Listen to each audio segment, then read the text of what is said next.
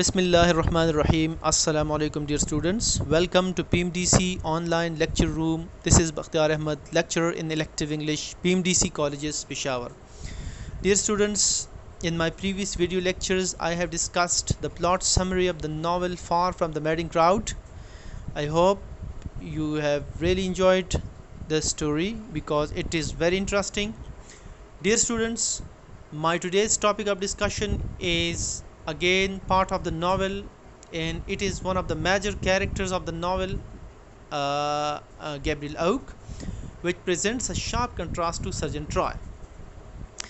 Dear students, in my today's video lecture you will learn about the qualities and the traits of personality of the character of Gabriel Oak. I will critically appreciate the character of Gabriel Oak. The topic is very important from the examination point of view, dear students.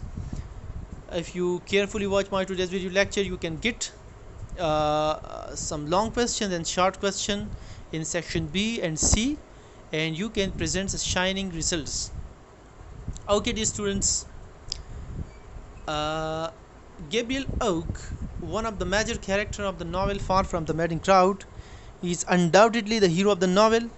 He possesses several qualities which make us admire and respect him. Hardy introduces him on the very first page, and he remains till the end. It means that the whole story revolves around his character.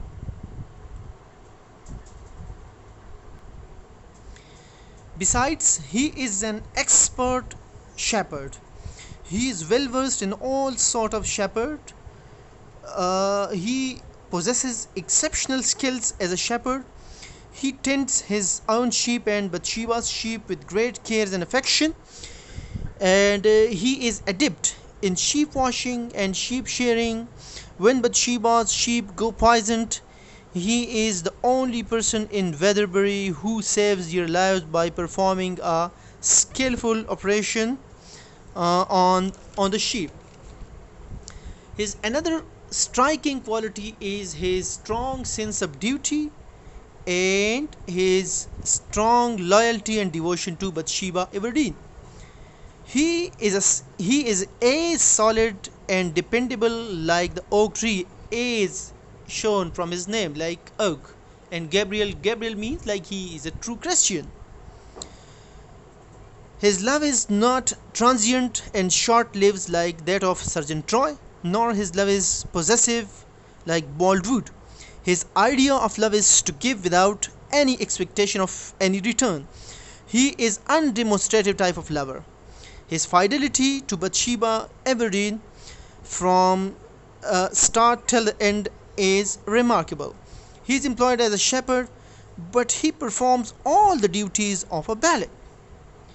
Without any show, he puts himself in danger, and when Troy and all his laborers lying drunk in a barn, and he saves Bathsheba's property, he becomes indispensable to Bathsheba Everdeen. He is also in the service of William Baldwood, so his selfless service to Baldwood make us clear that Gabriel Oak has temperamentally strong sense of duty, and his conscious regard for duty is one of his foremost qualities. Dear students, you have noticed in the story that Gabriel Oak suffers throughout the play, but he very calmly and courageously endures all misfortunes. So Oak has philosophic attitude towards life. He endures his misfortune calmly and resolutely. When he sees all of his sheep lying dead at the foot of the hill, he doesn't curse his luck. In fact, he thanks God that he is not married. He bears his loss courageously. He shows the same passions in his love for Bathsheba Everdeen. Though she doesn't respond to his love, he doesn't feel gloomy and depressed. Even when she is married to Sergeant Troy, he doesn't complain and grumble. When subsequently Baldwood is courting her, he remains calm and courageous. Another striking feature of his character is his simplicity and straightforwardness. He is extremely simple minded person to be tactless. He is free from all sort of cunningness and trickery. He doesn't know how to flatter a woman, nor does he know the art of fleeting his love. He very tactlessly and without making any preface tells Bathsheba's aunt that he wants to marry Bathsheba. He frankly tells Bathsheba that he had seen her masculine antics on horseback while she was riding to town. While proposing Bathsheba Everdeen to marriage, he very simply tells her his prospects in life so as to prevail upon her to marry him. He tells her that he had previously been thinking of marrying women with money. Even at the end, Bathsheba tries to prompt him to propose marriage to her.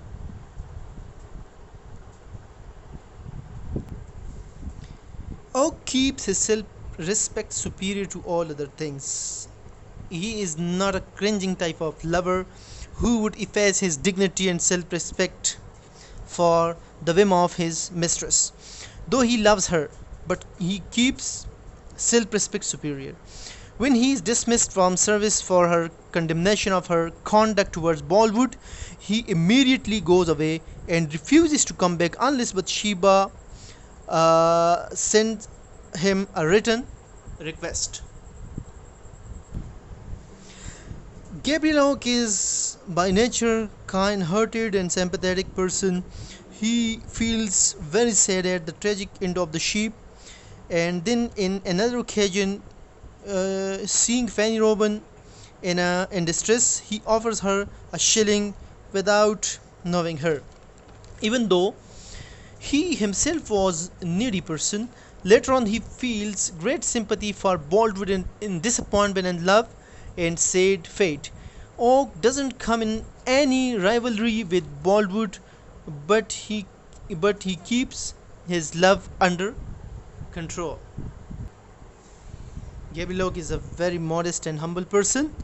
At no stage of the story do we find him swollen with pride or with a feeling of his importance. Even when he becomes Bathsheba's bailiff, he doesn't feel like he doesn't try to boast over the workmen. This humility and modesty lends a further charm to his personality, and he is not illiterate and uneducated person. Having literary taste, he has small collection of books from which he derives knowledge and pleasure. His collection consists Paradise Lost, Progress, The Pilgrim Progress, Robinson Crusoe, etc. His literary taste gives him a certain refinement and culture, and raises him much above the rustic characters in the story. Gabriel Oak has also a funny side. Hardy's sketch of Oak is quite amusing. We are told that Oak goes to church on Sunday not from any religious motives but merely as a formality, and during sermon he often yawns. His friends call him partly good and partly bad. We are also amused by the watch that he carries, a watch that is big enough to be called a small clock. Another amusing side is he doesn't play on his flute in the presence of Bathsheba Everdeen because someone has told him that he looks ugly when playing upon his flute. Dear students, he stands in sharp contrast to Sergeant Troy, and Thomas Hardy has rightly remarks about these two characters. And Troy's deformities lay sleep down from a woman's vision, whilst his embellishments were upon the very surface, thus contrasting with a homely Oak whose defects were patent to the blinds and whose virtues were as metals in a mine. Like Sergeant Troy's cunningness, all of his drawbacks, his weaknesses are not shown to the superficial eyes, while Gabriel Oakes' goodness, humbleness, simplicity, all of his virtues, they are also hidden from the superficial eyes. Okay, so dear student, this was all about my today's lecture. I hope you have really enjoyed my today's lecture. And there is an assignment for you, dear student. Attempt this assignment. You will find it very helpful in your examination. Compare and contrast the characters of Gabriel Oak and Sergeant Troy. Okay, thank you very much, dear student, for watching my today's video lecture. In the next video lecture, I will try to discuss the character sketch of Sergeant Troy, and till the time we meet, goodbye, happy learning, keep loving literature.